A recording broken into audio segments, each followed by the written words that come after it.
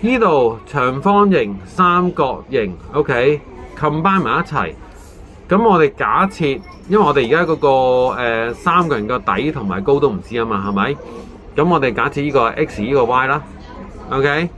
咁啊呢個長方形啦，10乘4再加 x y 除翻2 ，OK。再減3乘4除翻2等於58。我哋只需要揾乜嘢啊？只需要揾依楷嘅啫。OK， 因為我哋要揾 area B 啊嘛，即係話依一楷係咩啦？